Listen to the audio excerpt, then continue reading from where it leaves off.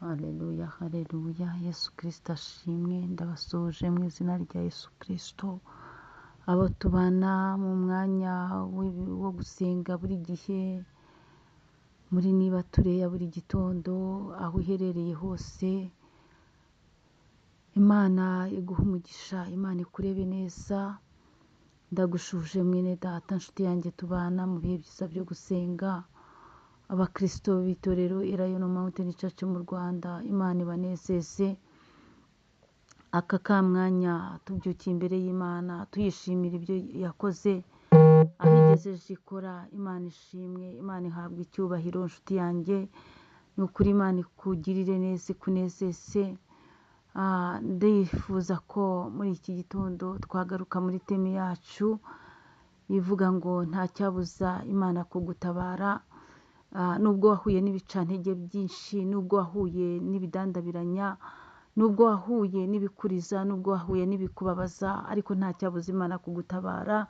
Nyuma y'imbaraga z'abana b'abantu, nyuma y'ibiteye ubwoba, nyuma y'ibyikakaza, hari Imana itabara abayitegereje, abayishakana umwete bakayibona. Hari Imana irengera abadafite shinge na rugero. Hari Imana, dufite Imana y'inyembaraga, dufite Imana y'inyembabazi. Imana nishimwe. Nakubwiraga ngo nta cyabuza Imana kugutabara. Nubwo ubona bikomeye, nubwo ubona bikakaye, ariko ibyo byose biri munsi y'imbaraga z'Imana yacu. Icyo usabwa ni ukugira umutima utagucira urubanza. Icyo usabwa ni ukugira ibihe byiza byo gusenga, byo kwihererana n'Imana. Imana rero iguha umugisha, wowe tubana, wowe untera inkunga. Imana ikurebe neza. Uri kumwe na Bishop Leonira, umushumba w'itorero Elayono Mountain Church mu Rwanda.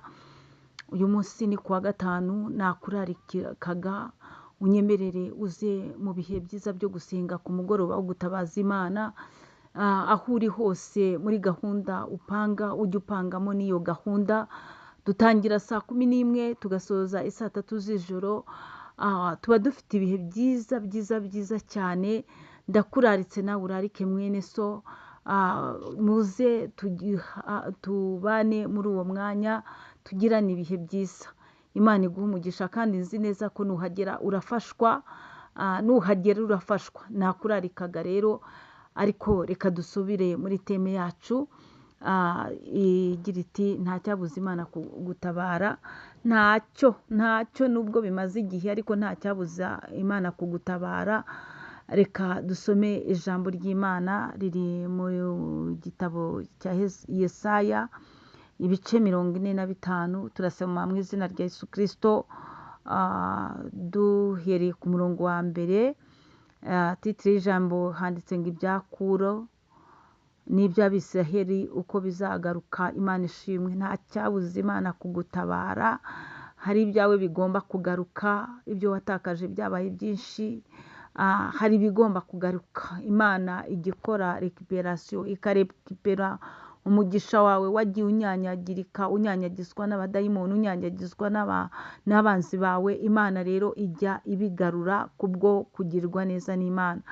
Hanyuma ijambo ry'Imana riratubwiye ngo ibi ni byo Uwiteka abwira Kuro, uwo yimikishije amavuta, ati niwe mfashe ukuboko kw'iburyo nkamuneshereza amahanga ari imbere ye. Imana ishimwe.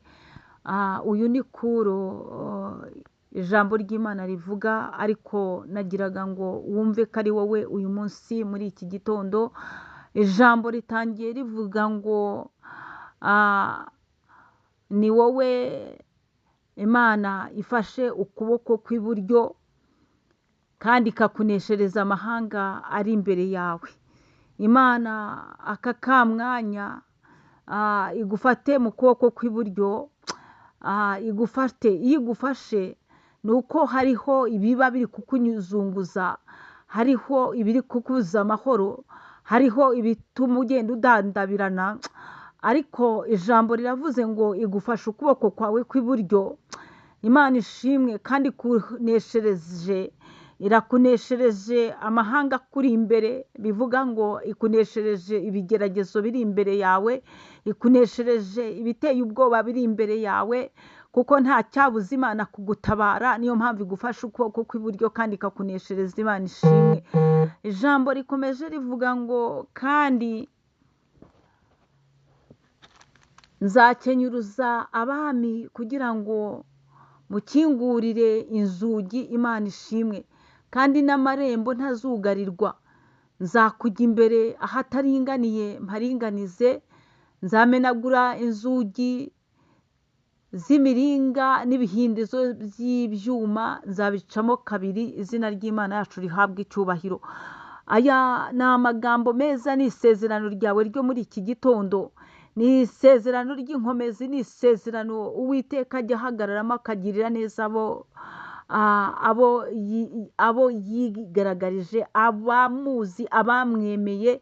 Aka kamwanya wowe wakira ubu buhanuzi nk'ubwawe, kuko ijambo ry'Imana ni ukuri, kandi Imana ntabwo ibeshya.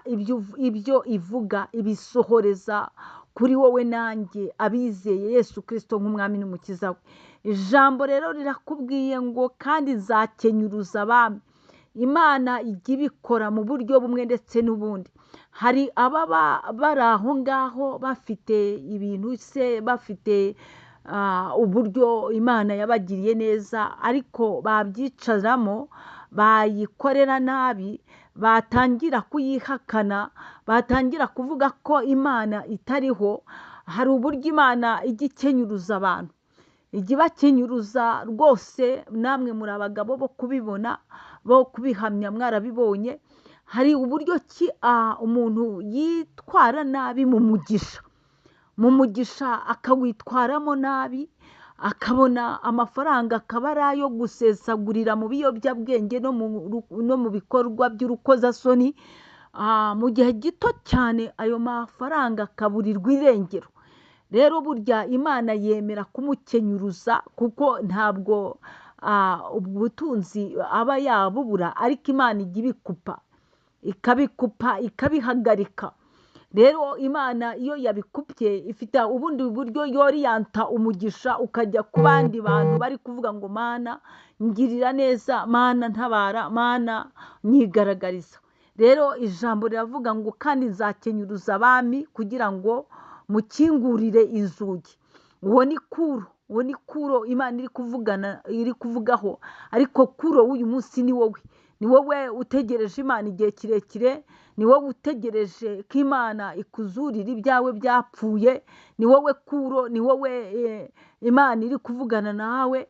Wowe utegereje ko Imana ikugirira neza ikakugarurira ibyawe wari warabuze. Wowe utegereje Imana ko iguhombora, umaze igihe kirekire warahombye. Ni wowe utegereje Imana uyitakira amanywa na nijoro. Ni wowe uri imbere y'Imana. Yewe Imana iravuze rero ngo nzakenyuruza abami kugira ngo mukingurire inzugi. Iyo Imana yagukinguriye urugi, wumve ko ari urugi rw'umugisha. Imana rero yo ntabwo ivuze urugi rumwe, iravuze ngo kugira ngo mukingurire inzugi. Hari inzugi z'imigisha itandukanye. Hari urugi rwo kubyara ugaheka, hari urugi rwo kugira ngo rufunguke winjire mu rushako. Urwo rugi rufunguke wakire kubyara uheke nawe. Urugi rufunguke winjire mu kazi. Urugi rufunguke bizinesi yawe igende neza. Ngo nzagukingurira inzugi. Uwiteka hari inzugi yiteguye gufungura ku buzima bwawe. Hari urugi rwo kuvuga ngo nawe wakire ibifatika. Urwo rugi nirufunguke mu izina rya Yesu Kristo, kuko bivugwe n'ijambo ry'Uwiteka Imana. Nzagukingurira inzugi, nzakujya imbere ahataringaniye mparinganize. Izina ry'Imana yacu rihabwa icyubahiro. Ndacyakubwira ngo nta cyabuza Imana kugutabara. Ijambo riravuze ngo nzakujya imbere. Nawe wibaze Imana iri imbere yawe, umutware utwara abatware, Uwiteka umuremyi w'isi n'ijuru, Imana y'ibifite imibiri byose, Imana y'ibihumeka, yivuganye nawe ngo nzakujya imbere. Imana ishimwe. Ni ukuvuga hari ingabo nyinshi cyane Imana yemeye yuko zijya imbere yawe. Hari igitinyiro cy'Imana kigiye kugendana nawe. Hari ugukomera kw'Imana kugiye kukugota. Imana yavuze ngo nzakujya imbere. Iyo Imana igiye imbere yawe ijya mu byo uramburiraho amaboko ukora. Imana ikabiha umugisha. Nzakujya imbere, nzakujya imbere, nzakujya imbere. Imana iba iri kureba ko imbere yawe hateye ubwoba, imbere yawe abantu bagupangiyeyo ibintu bibi. Imana ikavuga ngo nzakujya imbere, kugira ngo ijye imbere yawe igende ibitegura, kugira ngo ijye imbere yawe igende yica imigambi y'icakura n'icabiranya, kugira ngo ijye imbere yawe igende isiba ibyobo. Nzakujya imbere, niko Uwiteka avuze. Imana iravuze ngo nzakujya imbere kugira ngo imurikire intambwe z'ibirenge byawe. Nzakujya imbere, izina ry'Imana yacu rihabwa icyubahiro. Nzakujya imbere, nzakujya imbere, niko Uwiteka Imana avuze. Nta cyabuza rero Imana kugutabara, kandi Imana iravuze ngo ahataringaniye mparinganize. Hariya hari amadeni akumereye nabi, Imana iraharinganiza ikwishyurira, ica inzira wishyure. Imana izaharinganiza yewe. Ahari icyuho cyo kudashaka, Imana iraharinganiza igushyire mu rushako. Imana yavuze ngo nzaharinganiza ahataringaniye. Muri bizinesi aho bitagendaga, Uwiteka Imana aravuze ngo nzaharinganiza. Azaharinganiza aguhe gucuruza bigende neza. Uwiteka Imana aravuze ngo nzaharinganiza ahataringaniye. Wowe ni wowe ubona ahantu hawe hataringaniye, ukeneye ko Imana ikuringaniriza. No mu bana iharinganiza, itanga ubwenge. Ayiwe, Imana iravuze ngo nzaharinganiza. Amasikurufizi ajya aboneka utarinze gusuhuza umutima. Uwiteka aravuze ngo nzaharinganiza. Izina ry'Imana yacu rihabwa icyubahiro.